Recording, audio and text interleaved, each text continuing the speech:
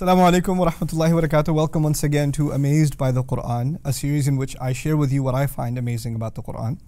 Today, inshallah, I want to share with you something that's, again, somewhat technical, but my job is to try to make it easy to understand.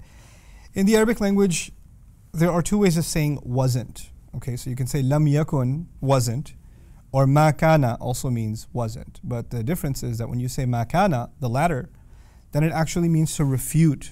Like, for example, he wasn't a teacher. If somebody asked, was he a teacher? I could say, lam yakun ustadan, he wasn't a teacher. I'm answering somebody's question.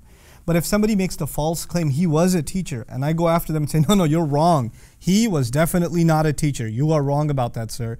Then I don't say lam yakun, I say ma kana ustadan. So the word ma, basically, to make it easy, the word ma is used for refutation purposes. It's there to correct an incorrect assumption. Okay?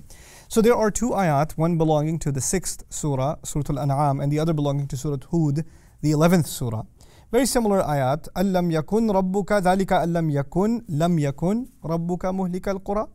And the other مَا كَانَ رَبُّكَ لِيُهْلِكَ الْقُرَى. Allah was not one to destroy towns. Both in English translation say, your master was not one to destroy towns. Okay, but in one of them he says, لَمْ يَكُنْ, wasn't. And the other he says, مَا كَانَ, he wasn't at all one to destroy towns. In other words, in one he's simply making a statement of fact. He wasn't one to destroy towns. And in the other one he's refuting someone and telling them he wasn't one to destroy towns at all. So why refute one in one case? It's the same exact statement. Why make it refutational in one context and make it simply a matter of fact in the other? You'll notice in Surah Al-An'am where he just states it as a matter of fact. It's not even a debate with someone. He's not correcting anyone. It's actually a scene describing Judgment Day. And on Judgment Day, all arguments have come to an end. There's nothing to refute. It's all fact now. Nobody denies anything anymore. So he puts it as a matter of fact. As a matter of fact, your master was never one to just destroy towns, bi-dhulmin, wrongfully. He would never do that. On the other hand, if you study Surah Hud, it's actually talking about a debate happening between the believer and the disbeliever in this world, where the disbeliever is making a claim that your God destroys nations wrongfully. And he's being corrected and he's being told, no, he doesn't destroy nations wrongfully at all. Ma kana. So every even phrase that you find in English translation, exactly the same, is actually very different in the Arabic, you know. And then there's the other really beautiful thing here. Destroyer of towns. Destroyer of towns, muhlika al-qura, as opposed to destroys towns. Now think about the English. Destroyer is a noun.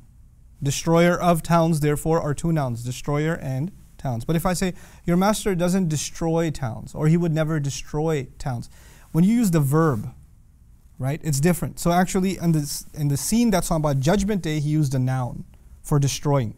He called himself a destroyer of towns, muhlika al-qura.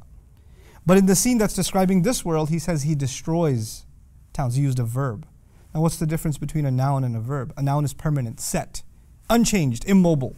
And a verb is shifting. Like a verb is an act that's taking place or might take place. But it's not a constant.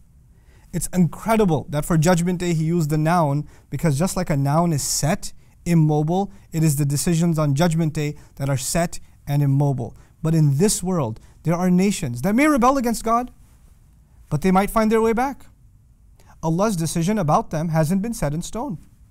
They still have a chance to earn forgiveness. He didn't condemn anybody and make any nation God-forsaken, as the term is used. Nope. The verb is used to suggest that in this world, people have a chance to change. Entire nations have a chance to change. Allah will never destroy a nation wrongfully.